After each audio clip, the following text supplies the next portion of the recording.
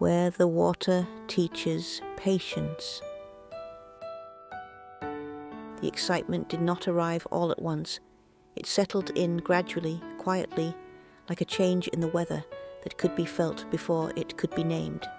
It lived in the pauses between ordinary moments, in the way the evening light lingered a little longer on the walls, in the way sounds from the street seemed slightly muted, as though the city itself were holding its breath.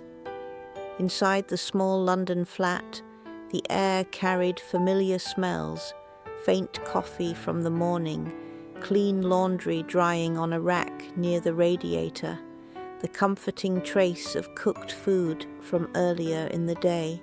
These were the scents of routine, of days that followed one another predictably, yet beneath them lay something else now, anticipation, subtle but persistent. The father stood at the kitchen table, his hands resting on its worn surface, reading the list he had written earlier. He did not rush. He let each word sit with him for a moment, as if by acknowledging it properly, he might make it behave when needed. Tent, poles, pegs, sleeping bags, fishing rods, bait, food, maps. He folded the paper once, then unfolded it again, smoothing it flat with the side of his hand. The paper made a soft, reassuring sound beneath his palm. Outside, tires whispered along the main road. A bus sighed as it pulled away from a stop. Somewhere nearby, a door slammed, followed by footsteps fading into the distance. London was alive, endlessly moving, unconcerned with lists or lakes or fishing lines. In the living room, the son sat cross-legged on the floor, surrounded by snacks. He arranged them carefully, lining them up with quiet concentration. A bag of crisps was placed beside apples, polished on his sleeve. Chocolate bars were stacked neatly. A packet of biscuits was set apart, handled with particular care. "These are emergency biscuits," he announced, his voice solemn. The father looked up from the kitchen doorway. "Very important," he agreed. The boy nodded, satisfied, and continued his work. As the evening deepened, they began carrying things to the car. The stairwell smelled faintly of dust and old paint. Each step echoed softly as bags were lowered carefully one by one. The boot opened with a familiar click and yawned wide, ready to be filled. Sleeping bags were tucked in first, then clothes, then food. A loaf of bread was eased between coats, treated gently, as though it were something fragile. Fishing rods leaned against the wall, awkward and unfamiliar. When the father lifted one, it felt lighter than expected, almost insubstantial, as though it might not be enough. He turned it in his hands, noticing the smoothness of the handle, the faint metallic scent of newness. He placed it carefully in the car. The son hovered close, passing items up, standing on tiptoe, his fingers brushing against the edge of the boot. "Careful," the father said, as the bread shifted slightly. "I'm holding it softly," the boy replied, serious and intent. At last everything was packed, doors were checked, keys were patted into pockets. When the front door closed behind them, the sound felt final, deliberate. The flat was left quiet, holding its stillness until their return. They set off as evening settled into night. Streetlights cast long yellow reflections on the road. The city slid past the windows, rows of houses, shops closing for the night, faces briefly illuminated and gone again. The sun pressed his forehead against the cool glass, watching everything with wide eyes. "How big are the fish?" he asked. "Some are small," the father said. "Some are bigger than my arm. Maybe." He smiled. The questions continued for a while, drifting from fish to lakes, to whether stars looked different far away from London. Eventually they slowed, then stopped altogether. The boy's breathing deepened, his head tilted, resting against the window, leaving a faint mark on the glass. The motorway opened ahead of them, dark and steady. The father drove on, the hum of the tires constant, comforting. At a service station they stopped briefly. The air smelled sharply of petrol and burnt coffee. The lights were harsh and unkind. The father stretched, bought a drink he didn't really want, and stood beside the car with the map spread across the bonnet. He traced their route slowly, imagining hills where roads were marked, water where lines curved. Back on the road, the night softened. By morning, the world had changed. Green hills rose gently on either side of them. Stone walls divided fields with quiet patience. Sheep moved slowly, unhurried, their presence grounding. The sky opened wide and blue, clouds drifting lazily, unconcerned with destinations. When the lake appeared, it did so without warning. One moment there was road and trees, the next a wide stretch of water lay before them, still and reflective. "There," the father said, his voice low. They found the campsite nestled beside the lake. The grass was cool beneath their shoes, damp with morning. A breeze moved across the water, lifting the surface into soft ripples. The air smelled clean, water, earth, leaves warming in the sun. Setting up the tent was less serene. The fabric resisted being flattened. Poles refused to cooperate. Instructions fluttered uselessly in the breeze. The tent rose briefly, proudly, before collapsing inward with a quiet, mocking sound. The boy stared at it. "I think it's upside down." The father laughed, a short sound edged with frustration. His hands were dirty now. His shoulders felt tight. He sat down on the grass and breathed out slowly, listening to the lake lapping gently nearby, indifferent to their struggle. They tried again, slower, together. Pegs went into the ground with small, solid thuds. Poles curved correctly this time. The tent lifted and stayed. When it was done, they stood back and looked at it. Crooked, imperfect, but standing. Inside, the tent smelled faintly of plastic and grass. They lay on their backs for a moment, listening to the fabric move in the breeze, their laughter quiet and unforced. Fishing came later. The lake held its secrets: trout, perch, pike, shapes beneath the surface, possibilities more than certainties. They cast lines carefully, sometimes too far, sometimes too close. Once the line tangled, and they worked patiently to free it, fingers clumsy but determined. Time stretched. Hunger grew.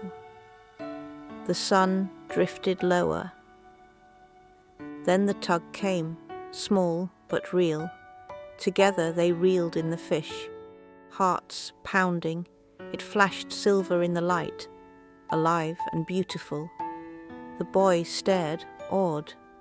That evening the fire was built from fallen sticks collected nearby. Wood cracked softly as flames took hold. Smoke curled upward, carrying the scent of sap and warmth. The fish cooked slowly. They ate quietly, savoring each bite. Night settled gently. Stars appeared, one by one. The lake reflected them without comment. Morning came softly. Baked beans warmed over the fire, their smell rich and comforting. Fresh bread from the village was torn and shared. The breeze moved lightly across the water. As they ate, the father began to tell stories of his own childhood, of rivers and long days, of lessons learned without knowing they were lessons. The boy listened, eyes bright, crumbs forgotten. The lake lay still before them, patient and enduring. Neither hurried. Some things, they both understood now, could only be learned slowly, at the water's pace. When it was time to leave, the packing felt different, slower, more deliberate. The tent came down with less resistance. The lake watched quietly as they loaded the car. The drive back unfolded gently. Hills receded, fields passed. The boy watched longer this time, not counting, not questioning as much. The father drove with a lighter grip on the wheel. They stopped again at a service station, but the harsh lights seemed less intrusive now. They shared a drink, sat for a moment longer than necessary. There was no rush. As the city gradually returned, buildings tightening together, traffic thickening, their pace remained unchanged. The father noticed things he usually missed.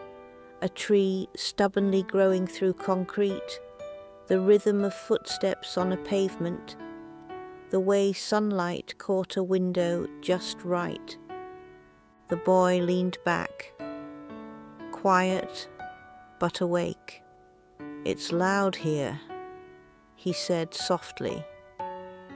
"Yes," the father replied. "It is."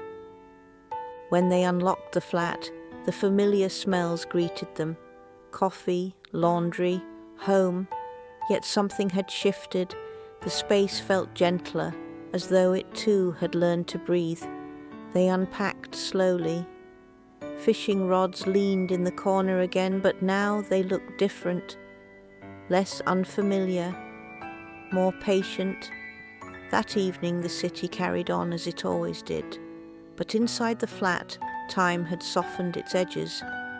Father and son moved through their routines with a quieter awareness, carrying with them the lake's stillness, the fire's warmth, the understanding that life did not always need to rush. Some lessons stayed by the water, others followed them home, settling gently into the spaces between their days, teaching them, slowly, how to see. And then Monday came. The boy returned to school with the quiet urgency of someone carrying something precious. At morning break, surrounded by friends on the playground, words spilled out of him in bright, tumbling bursts. He spoke of the lake first, how still it was, how it reflected the sky. He talked about the tent that wouldn't stand, about the fire made from sticks, about the fish that had flashed silver like a secret. There were stars, he said, spreading his arms wide, as if to hold them again, loads of them, and it was really quiet, like, really quiet. His friends listened, interrupting with questions, amazed at the idea of sleeping in a tent, of catching dinner with a line and patience. The boy felt taller somehow as he spoke, steadier. When the bell rang, he carried the lake with him back into the classroom, letting it sit quietly beneath the hum of voices and scraping chairs. The father returned to work the same day. The office smelled of coffee and warm electronics. Screens flickered to life. Conversations resumed where they had paused on Friday. When someone asked casually how his weekend had been, he surprised himself by answering slowly, He spoke of driving north, of hills and water, of a tent that refused to cooperate. He mentioned the fish, the fire, the silence. As he spoke, he noticed others listening more closely than usual. One colleague smiled and said it sounded peaceful. Another said they wished they'd done something like that. The father nodded, realizing that peace had not come from perfection, but from patience, from allowing things to take the time they required. That evening, back in the flat, father and son moved through their routines a little differently. Homework was done without rushing. Dinner was eaten without distraction. Outside, the city carried on as it always did. Buses sighing, footsteps echoing. But inside, time felt softer around the edges. Some lessons stayed by the water. Others followed them home, settling gently into the spaces between their days, teaching them, slowly, how to see, how to wait, how to listen. And whenever life began to feel too loud again, they both knew exactly where to find the quiet. That Monday evening, the flat gathered them back in again. Shoes were slipped off by the door, school bags rested against the wall, the kettle clicked on, then settled into its familiar, patient hum. Outside, the city moved as it always did, cars passing, voices drifting upward from the street, but inside the flat felt quieter than it had before, as though something of the lake had followed them home. They sat at the small kitchen table, the same one that still bore its rings and scratches, the same one where the list had once been read and reread. The father poured tea carefully, watching steam rise and fade. The boy swung his legs beneath the chair, absent-mindedly tracing patterns in the tabletop with his finger. They spoke of the weekend again, though they had already told the stories many times. The boy talked about the fish, about how the line had tugged just enough to make his heart jump. He spoke of the tent falling over, of the fire crackling, of how the lake had looked early in the morning before the wind arrived.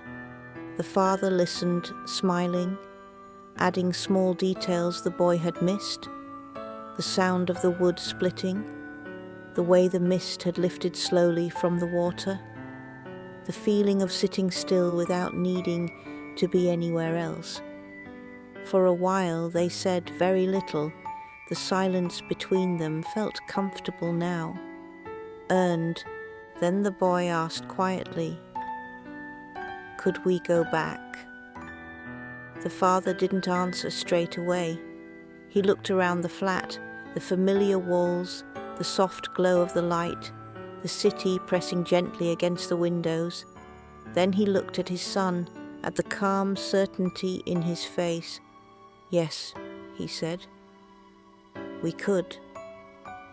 The boy leaned forward immediately, excitement returning, but softer this time, not rushed, not urgent.